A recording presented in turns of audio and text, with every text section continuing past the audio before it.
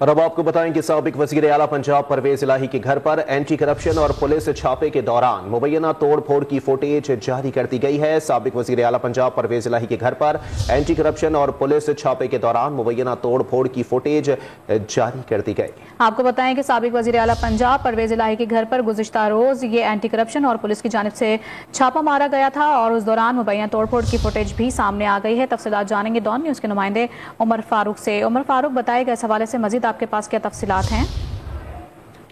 उमर फारूक से भी जानने की कोशिश करेंगे। तो आपको बताते चलें, साबिक वजीर आला पंजाब परवेज इलाही के घर पर एंटी करप्शन और पुलिस की जानिब से गुज़िश्ता रोज छापा मारा गया था और उस दौरान मुबैना तोड़ फोड़ भी की गई थी, जिसकी ये फुटेज सामने आई है।